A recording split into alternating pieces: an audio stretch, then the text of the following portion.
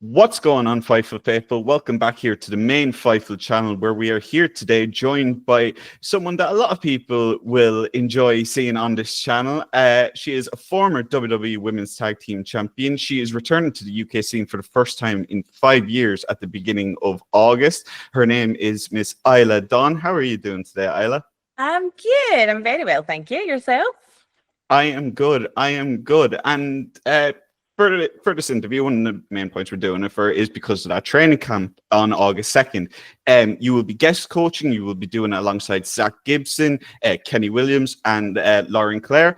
The first question I have is this your first experience with coaching, or have you done it before in the past? Is there a little bit of nerves if it is your first go around? Yeah, I think I've taught one seminar a couple of years ago, and I probably shouldn't have been teaching a seminar because I don't know what I was teaching them. But this is like the first like official, full, proper one. And I mean, like the rest of the people that are coaching it, like Zach Gibson, I could go on about for days of how I think he is the best wrestler in the world. So even I'm going to be like, what do you think, Gibson? Yeah, what do you? So yeah, like it's such a good group of people. Like Kenny's amazing. Like I've known Kenny for more years than I want to talk about. But he I've seen him go from when he was doing like the Back to the Future gimmick in ICW to his NXT UK run to the stuff that he's doing now, and like he's got an incredible like history and repertoire. Same with Lauren, like she's such an insight into the business. So I am very excited to like work with all three of them, to learn from them, and to just hopefully all four of us can kind of impart our knowledge, a combined effort of knowledge. But yeah, and then someone gets picked to be on the show, which is very exciting. So I'm very excited to be part of that as well. I love that. I was about to say it's almost like a kind of a tough enough kind of thing where it's like you get to pick who goes through. So I was going to ask you about that, but I want to be like Gail Kim and be like, I'll come in and be like America's Next Top Model. Have the photos. This person will not be on the show. But yeah, very exciting. And before I get into your match with Aaliyah the day after at the Manchester 2 Arena, I do want to ask you about your return promo that you posted where you talked about how you've been a little bit too nice your entire career so far. You mentioned it's been 5 years since the last time you were on the UK independent scene. So I just want to ask, is this going to be a completely new version of Isla Dawn that people are going to see against Aaliyah James? I don't know if it's completely new. But it's definitely an evolved version. As I said, have been wrestling longer than I like to think about. And especially like NXT UK run, when I started doing the character that is more familiar to people with the spooky and the witchy and all that kind of stuff. That was 5 years ago, 6 years ago that I started going like fully into that. And I'm a very different person than what I was 5 or 6 years ago. So I think it's just a natural evolution of who I am in regards to that character in wrestling. And that character is an extension of me 100%. So it can never be fully gone. Like it can never be like, oh, I'm just a new person. Like, no, I'm But I think it will be a different, hopefully new and improved version. But yeah, there's always going to be a little part of the spewing mist and keeping treasures in boxes. That will never die. Absolutely, and it never should.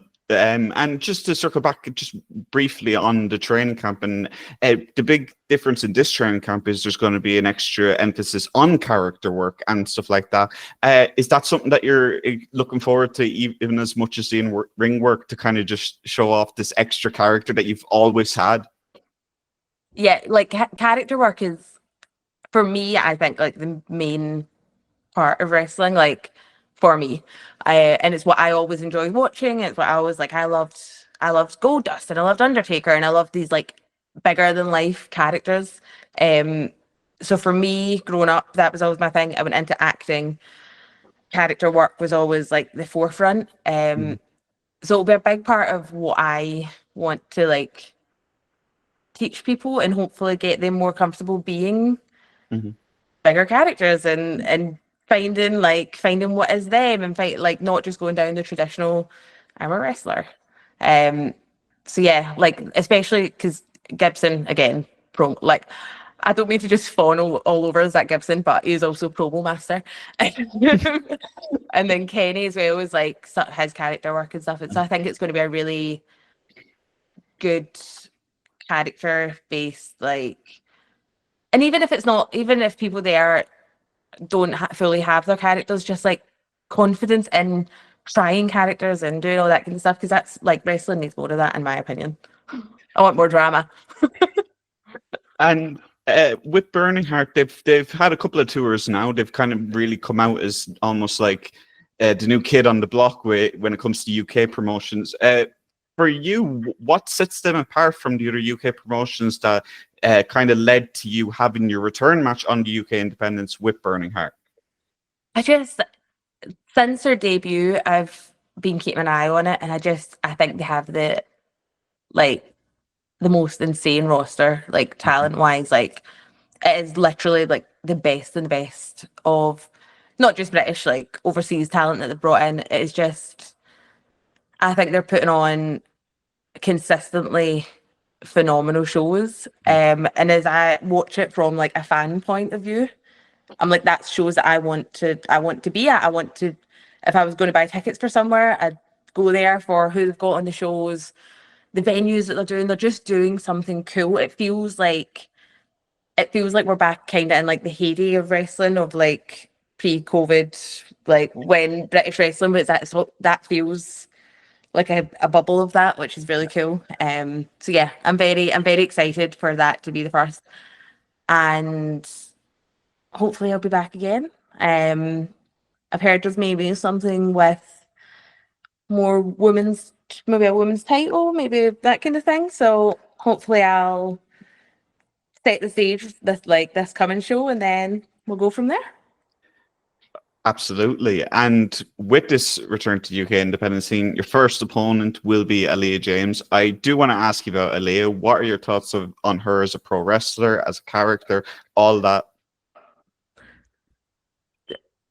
I love her. I think she's great. Like, she to me is that, like, obviously we met in NXT UK, and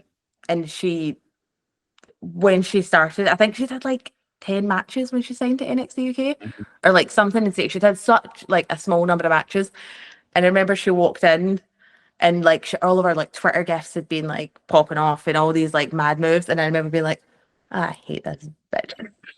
Because she was just athletic, talented, pretty, and then I met her and she was funny as well. It's just annoying, but she to me is just an exceptional talent. Like she literally has everything that you want in a wrestler. Like if my nephews were to go to a show, I know that they would be cheering her like as soon as she made her entrance, because she's just got that like star quality about her.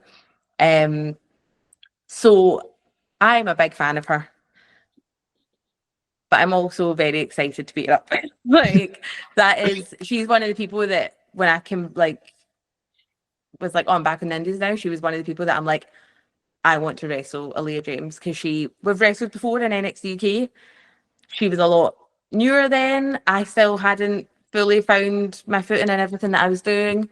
It's going to be a new test and a new challenge, and I want to put myself back in with her and beat it up. And you did mention a little earlier that you have been keeping tabs on the UK scene, on ICW and so on, while you have been away. And I do have to ask again, you just did mention as well, possible Burning Heart Women's Championship in the future. So in a theoretical world with such a stacked division in the UK across the whole island, really, of women's wrestling talent, is there anyone that stands out to you that you really want to wrestle, say for a Burning Heart Women's Championship in the near future? I mean, that's the thing with UK wrestling has always been the best in my opinion. But the women have always been like top tier. And there's people like Nina Samuels, who obviously I've known for years, like still amazing, like taking the UK by storm. Lizzie Evo, again, another one, great. Harley Hudson, she looks fun. She looks fun. I'd like to wrestle Harley. But there is those like that is the thing with the UK is like top to bottom, all across, and Ireland as well, obviously. Like there's so many women that I'm just very excited to get back in, and lots of them that I have wrestled, whether it was in NXT UK or previous to that. But there's so many like new faces that have come up. Oh, and I'm forgetting Millie McKenzie. Love her. Don't let me forget Millie. But yeah, I'm very excited to like get back and see old friends and wrestle them, but also like there is a total new generation that I have never even met them. Like it's not even like, oh, I've not wrestled them, like I have not met them. So yeah, plenty of people. Men and women. I'll take them all. Absolutely. No shame in that anyway, in today's age. Can't fault it. And as we are starting to wind down a little bit, I do want to talk to you a little bit about your WWE run and your WWE exit. I just want to ask, were you surprised by your exit earlier this year, or did you kind of feel like the writing was on the wall? Like some people have mentioned, like Elena Black. Yeah, I wasn't surprised at all. I had been at SmackDown the night before, and we'd got word of a few people being released. And I remember I remember texting my mate and being like, oh, I think I'm in this one. And they were like, no, don't be stupid. You're always thinking you're getting fired. You're always negative. And I was like, no. I was like, I feel this one. And it's not even like from anything like anyone said or any, like, I could just feel it. But that's the thing, like, at some point, most people are going to be released. So it's not a if, it's a when for a majority of people. So I knew at some point it was going to end. And then towards the last like little bit, I was like, oh, I can feel it coming. So it wasn't, it was sad and it was whatever, but it wasn't like, like out the dark shock. Yeah. And we've talked about your character work and so on throughout this interview, and really, like it was always something that stood out, but it really did feel like you hit another gear almost when you started teaming with Alba Fyre as part of the Unholy Union. And I just want to ask what that was like teaming with Alba for that time period. And is it safe to say that despite all the different emotions at the time, the Clash at the Castle was the highlight of your WWE run? Yeah, like I loved being in a tag team, and like I had so much fun on everything that we done, whether it was winning the NXT tag titles at Stand and Deliver, like that's one of the highlights. Like